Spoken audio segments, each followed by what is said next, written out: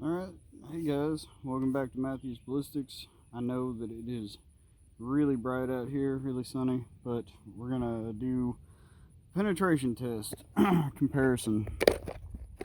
And we're comparing this guy, which is the Alco Bullets 300 grain precision smokeless muzzleloader bullet, of course, loaded into a 454 Casull. And we're going to compare the penetration on it to a 300 grain hard cast.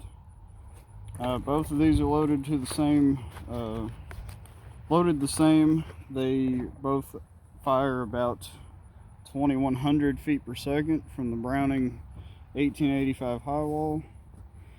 So roughly about 3,000 foot-pounds of muzzle energy for each one.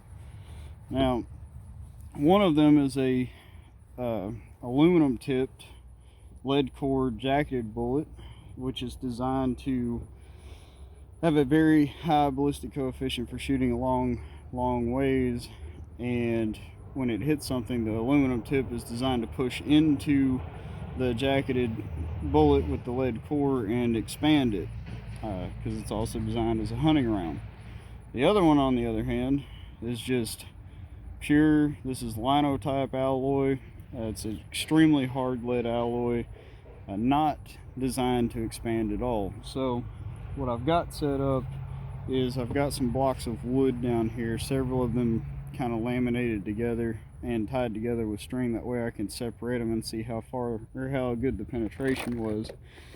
So I'm going to shoot one of these, the hard cast, and then I'm going to shoot one of the Alco Bullets precision long range smokeless muzzleloading bullets, and we're going to check and see what happens. So let's go take a look at this down here.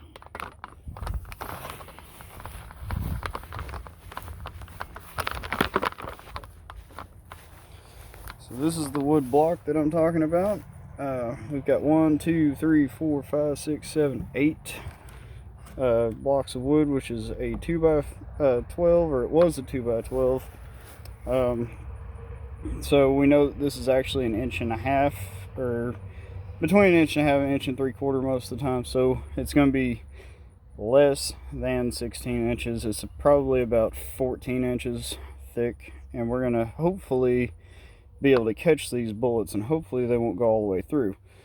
So you guys just leave a comment down there and tell me how far do you think each one of these rounds is going to penetrate into this, or if they're going to go all the way through it.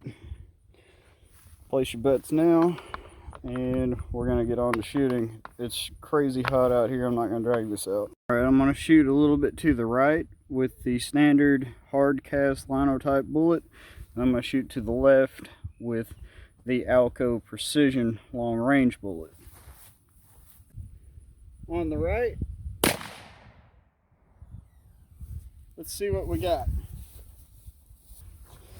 Alright, so instantly we can tell it blew out and kept going through. Did it go all the way through? No, we actually caught it in there, so we'll be able to dig that bullet out here in just a little bit. But I'm going to say it's in between those two boards, so it almost made it all the way through.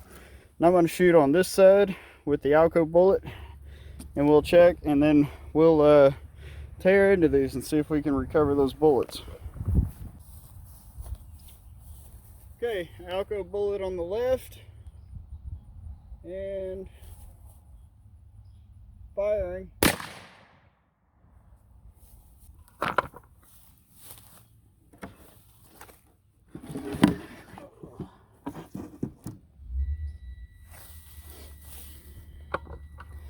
So as far as this goes, we can actually see where that bullet stopped.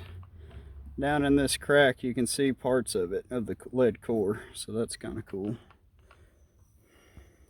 Alright, so this is kind of interesting. The wolf went through 1, 2, 3, 4, 5, and there is the lead, the solid lead bullet. Actually, and the gas check's still there too. So it looks like it lost about half of its mass going through there. And then over here is actually the aluminum tipped Alco bullet, which is incredibly mangled, but actually I think it may have retained more mass than the lead core bullet, and the penetration is almost identical. So I'm gonna break this right here real quick and see what kind of jacket and stuff I can recover. I will say that there is some definite expansion properties here where that Alco bullet was going through, and it went through this board, and there's some of the jacket there. I don't see the aluminum tip. I'm not sure if it is mangled up and actually wadded up inside this, or if it broke apart and went somewhere else. I don't know.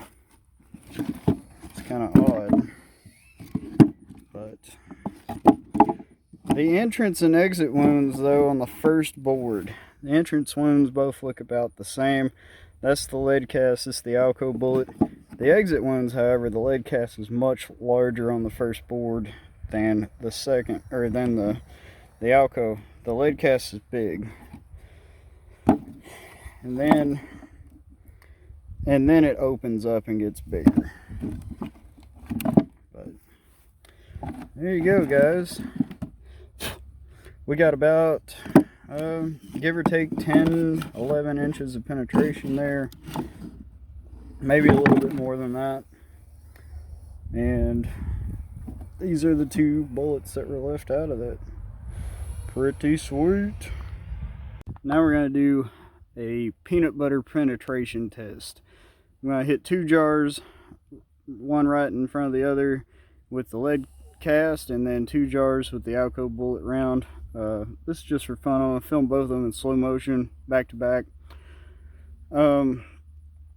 It's getting real hot out here. Oh yeah, disclaimer, this is not good peanut butter. Some of you guys may know that recently there was a lot of peanut butter in a recall for the possibility of salmonella, and these are peanut butter jars from those lot numbers. So this is peanut butter that should be thrown away.